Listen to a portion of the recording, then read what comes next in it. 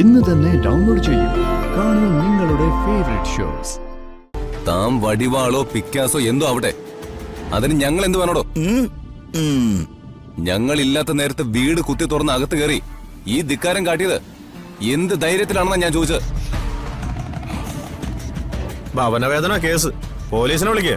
ഓ, ഈ അക്രമം കാണിച്ചതിന് ഇവനെ പിടിച്ച് 4 ഇടി കൊടുക്കണം.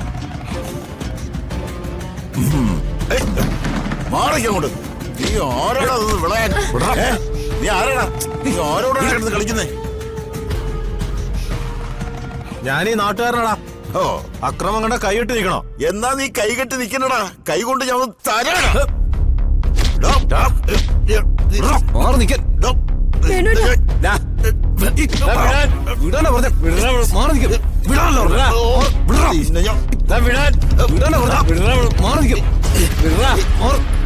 ഭാസ്കര,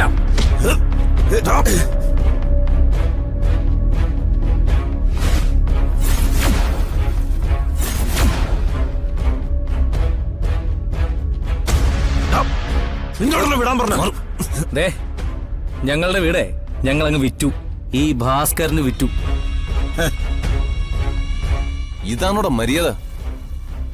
വാടകയ്ക്ക് താമസിക്കുന്നവരോട് പറയാതെ, അവരുടെ അഡ്വാൻസ് തുക മടക്കി കൊടുക്കാതെ വീട് കുത്തി തുറന്ന് അകത്ത് കയറി ഈ കാണിച്ചു കൂട്ടിയതൊക്കെ എന്ത് തോന്നിയ സോടാ? വീട് വാങ്ങിച്ചത് ഈ ഭാസ്കറിന്. ഭാസ്കറിന്റെ തൊഴിലറിയാലോ.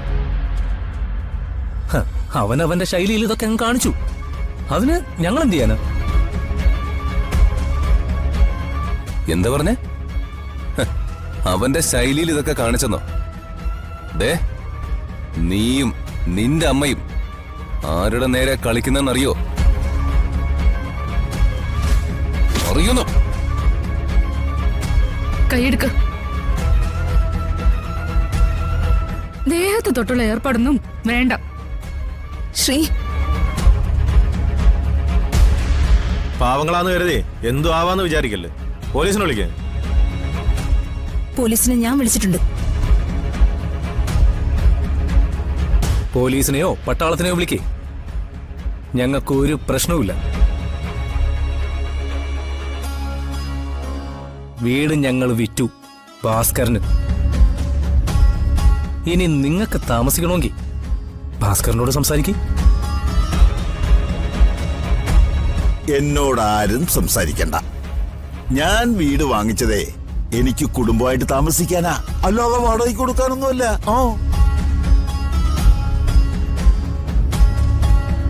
നിങ്ങളുടെ വീട് നിങ്ങൾ വിറ്റു, അതൊക്കെ ന്യായം. പക്ഷെ വാടകക്കാരായ ഞങ്ങളുടെ പെർമിഷൻ ഇല്ലാതെ ഇതിനകത്ത് കയറി ഈ അതിക്രമം കാണിക്കാൻ പറഞ്ഞത് ആരാടാ? നീയോ, നിന്റെ അമ്മയോ, അതോ ഇവളോ?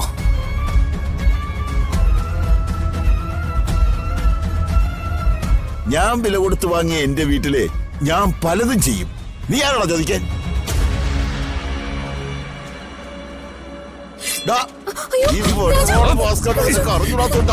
എല്ലാത്തിനെയും കുത്തി ഞാൻ ജയിലിൽ പോകണം.